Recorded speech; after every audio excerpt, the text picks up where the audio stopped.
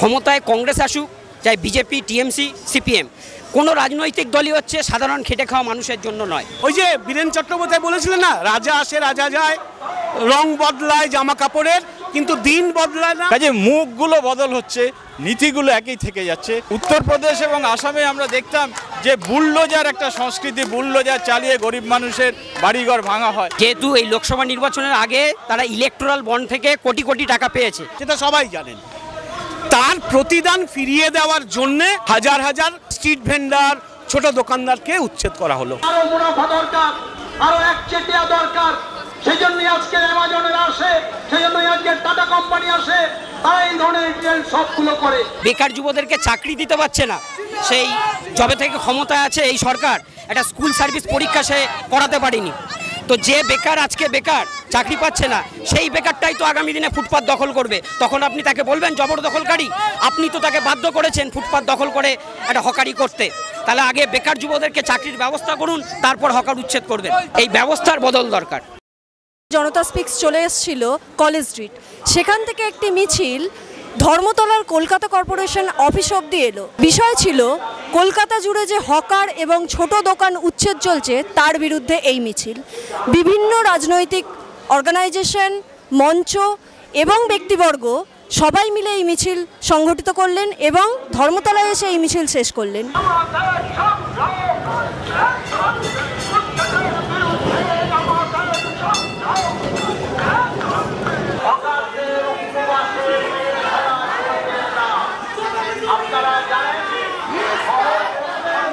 আজ আপনাদের মিছিল কি নিয়ে?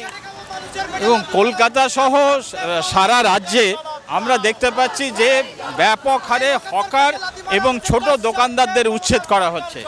একই সঙ্গে আমরা দেখতে পাচ্ছি যে রেলের হকার এবং রেলের জমিতে বসবাস করছে এই রকম যে সমস্ত মানুষজন রয়েছে তাদের বসতিও ভাঙা হচ্ছে। এই যে একদিকে রাজ্য সরকার, আরেকদিকে কেন্দ্রীয় সরকার, তারা এইভাবে যে গরিব মানুষের যে জীবন জীবিকা কেড়ে নিচ্ছে তার প্রতিবাদে আমাদের এই মিছিল। মুখ্যমন্ত্রীর একদিনের প্রেস কনফারেন্সের পর সারা রাজ্য জুড়ে হকার, ছোট দোকানদারদের দোকানগুলো ভাঙচুর করা হয়েছে বুলডোজার দিয়ে। হঠাৎ করে তার মনে হলো যে হকারদেরকে উচ্ছেদ করতে হবে, রাস্তা জবরদখলকারীদের হাতে চলে যাচ্ছে। নির্বাচন পরবর্তীকালে ভোটের অঙ্ক কষেছে, সেখানে দেখেছে যে শহর এলাকা থেকে অনেক তার ভোট কম এসছে, অনেক এলাকায় মার্জিন কমে গেছে। সেই জায়গা থেকে সে ভয় পেয়েছে এবং ভয়ের জায়গা থেকে এখানে এখন উনি ব্যালেন্স করার চেষ্টা করছে। কখনো বলছে হকারদেরকে উচ্ছেদ করতে হবে, কখনো একটু থেমে গিয়ে বলছে না এখনই সম্পূর্ণ উচ্ছেদ করতে হবে না।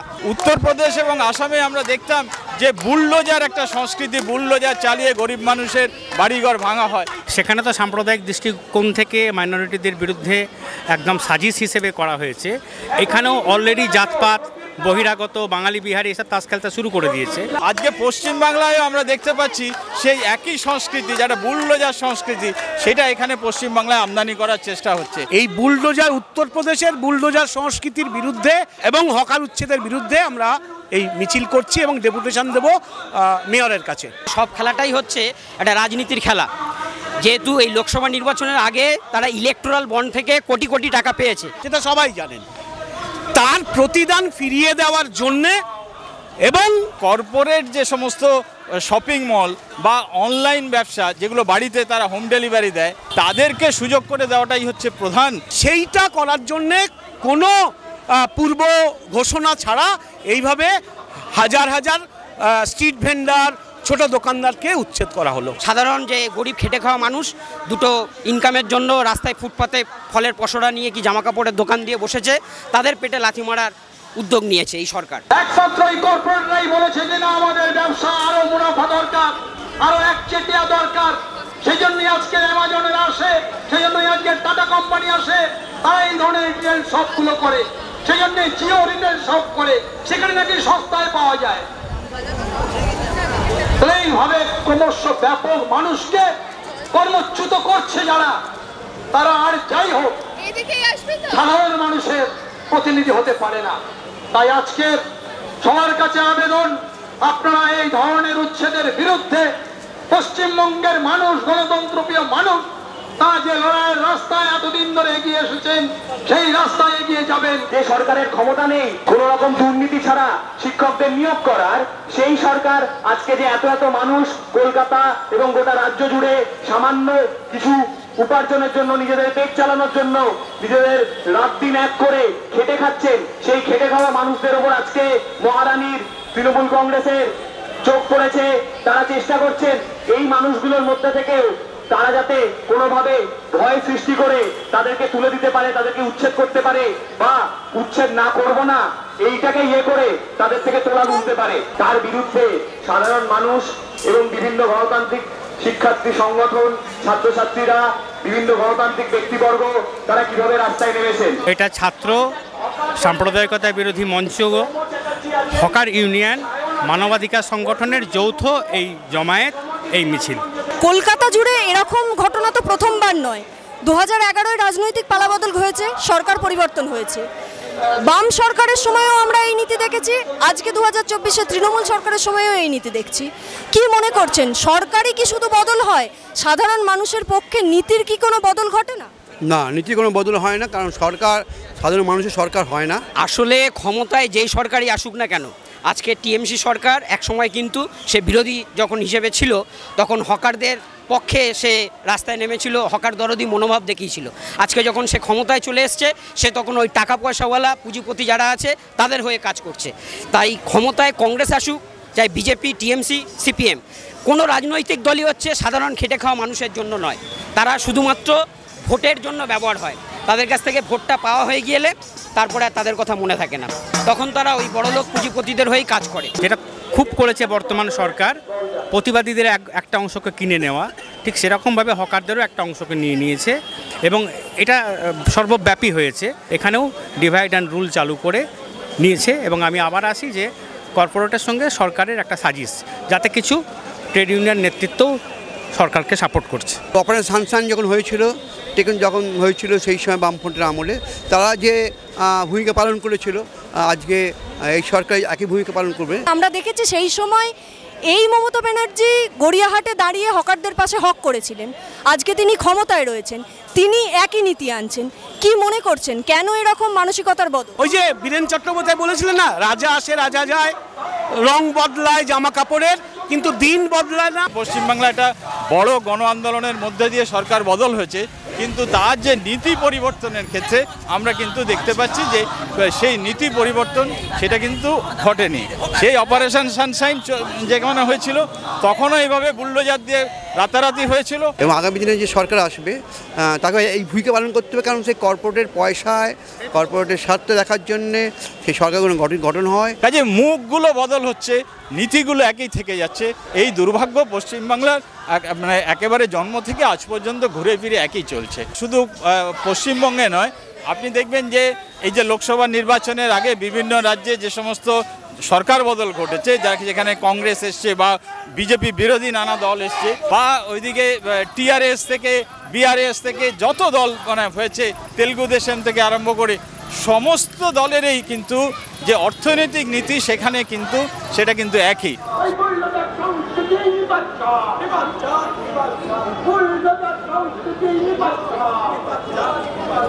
মানুষের কাজের যে অধিকার সেটা সুযোগ করে দেওয়ার দায়িত্ব হচ্ছে রাষ্ট্রের, কিন্তু রাষ্ট্র এই দায়িত্ব এড়িয়ে যেতে পারে না।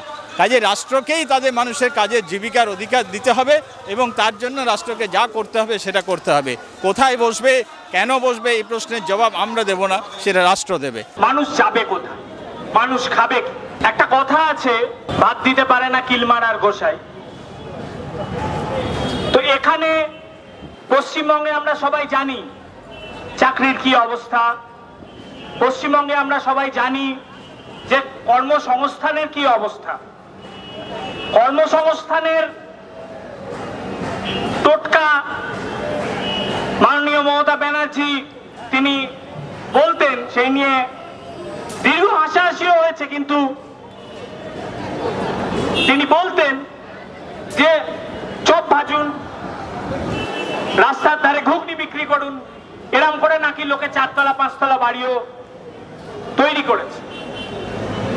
তো আজকে যখন মানুষ কিছু না পেয়ে শেষ সম্বল হিসাবে একজন আপনারা ইউটিউব ফেসবুক খুললে দেখতে পারবেন একজন গ্র্যাজুয়েট, একজন পোস্ট গ্র্যাজুয়েট, তারা এখানে এসে তারা রাস্তার ধারে কেউ চা বিক্রি করছেন, কেউ ঘুগনি বিক্রি করছেন। তাদের যে মর্যাদার কাজ পাওয়া উচিত ছিল তারা পাচ্ছেন না, বাধ্য হচ্ছেন। আজকে পুলিশ গিয়ে তাদেরকেও চেপে ধরছেন যে হবে না, এখানে বসা যাবে না। বেকার যুবদেরকে চাকরি দিতে পারছে না, সেই যবে থেকে ক্ষমতায় আছে এই সরকার একটা স্কুল সার্ভিস পরীক্ষা সে করাতে পারেনি। তো যে বেকার আজকে বেকার চাকরি পাচ্ছে না, সেই বেকারটাই তো আগামী দিনে ফুটপাত দখল করবে। তখন আপনি তাকে বলবেন জবরদখলকারী? আপনি তো তাকে বাধ্য করেছেন ফুটপাত দখল করে একটা হকারি করতে। তাহলে আগে বেকার যুবদেরকে চাকরির ব্যবস্থা করুন, তারপর হকার উচ্ছেদ করবেন। এই যে ধরুন আপনাদের প্রতিবাদের পরেও যদি এই নীতি একইভাবে কার্যকরী করা হয়, আপনারা কি পরবর্তী পদক্ষেপ কিছু ভেবেছেন? অবশ্যই আমরা আরো বড় আন্দোলন এবং হকারদের, আজকের কিছু হকার এসছেন কিন্তু আরো বেশি হকারদেরকে নিয়ে আমরা এই আন্দোলন সংগঠিত করব। এই সরকারগুলো যারা ক্ষমতায় যাচ্ছেন, এমএলএ এমপি আছেন, তাদেরকে আমরা বয়কট করতে হবে। তাদেরকে এলাকাতে তুমি ইয়ে করতে হবে যে তুমি হয় আমার সাথে কাজ করো না, তুমি যেতে পারবে না, তোমাকে আমরা ভোট তো দেবোই না। শুধু তাই না, তোমাকে রাইট টু রিকল, তোমাকে ফিরে আসতে প্রত্যাবর্তন করবে, এই ক্ষমতা মানুষের চাই। রাইট টু রিকল, মানুষ ভোট দিয়েছে এক দিয়ে মানে এটা নয় সারা জীবন ধরে সে এটা করে যাবে, তাকে যা খুশি করার লাইসেন্স পেয়ে গেছে। মিছিল এগিয়ে চলেছে কর্পোরেশন অফিসের দিকে, ওখানে গিয়ে আপনাদের দাবি কি থাকবে সরকারের কাছে? আমাদের দুটো দাবি। এক হচ্ছে এই যে হকার এবং যে দোকানদার, ছোট দোকানদারদের উচ্ছেদ করা হচ্ছে, এটাকে বন্ধ করতে হবে। এটা হচ্ছে এক। দুই হচ্ছে যে বুলডোজার সংস্কৃতি পশ্চিমবঙ্গে তৈরি করা হচ্ছে, এই বুলডোজার সংস্কৃতিকে বন্ধ করতে হবে। তার পাশাপাশি বিভিন্ন এলাকায় যে বস্তি এবং পথবাসীরা থাকেন তাদের কোনো রকম উচ্ছেদ করা যাবে না। আর যদি উচ্ছেদ করতেই হয় তাহলে বিকল্প পুনর্বাসনের ব্যবস্থা করতে হবে। কোনো বিকল্প ব্যবস্থা ছাড়া একজন হকারকেও উচ্ছেদ করা কোনোভাবে চলবে না। এবং আমরা মনে করি শুধুমাত্র পুনর্বাসন দিয়ে থেমে থাকলে হবে না। বেকার যুব যারা আজকের যারা বেকার আছে তাদের যদি আগামী দিনে কর্মক্ষেত্র না তৈরি হয় তাহলে এই রকম ফুটপাত দখল হতেই থাকবে, রাস্তা দখল হতেই থাকবে। এই ব্যবস্থার বদল দরকার। যে কেন্দ্রীয় আইন 2014 সালে বলবৎ হয়েছে, সেই অনুযায়ী সমস্ত জায়গাতে টাউন ভেন্ডিং কমিটি চালু করতে হবে। সেখানে 40% হকারদের প্রতিনিধিত্ব থাকবে।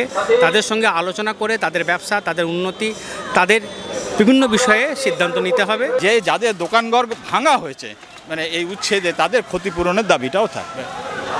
ধন্যবাদ আপনাকে। আমরা শুনে নিলাম এপিডিআর-এর দীর্ঘদিনের কর্মী রঞ্জিত সুরবাবুর কথা। আমার নাম বিশ্বজিৎ হালদার, আমি বস্তিবাসী শ্রমজীবী অধিকার রক্ষা কমিটি থেকে বলছি। আমি শুভপ্রতিম। আমি শীতাংশু। আলতাফ আহমেদ, এপিডিআর-এর সহ সম্পাদক। আমরা শুনে নিলাম আজকের মিছিলের অংশগ্রহণকারী বিভিন্ন অর্গানাইজেশনের লোকজন কি বলছেন, তাদের দাবি কি। তারা বারবার করে বলছেন সরকারের বদল হয় ঠিকই, কিন্তু সরকারের নীতির কোনো বদল হয় না। তারা দাবি করছেন যে এরকম নীতি ফিরিয়ে নিতে হবে এবং দ্রুত কর্মসংস্থানের ব্যবস্থা করতে হবে। ক্যামেরায় প্রাঞ্জলের সাথে রিম্পা, জনতা স্পিক্স।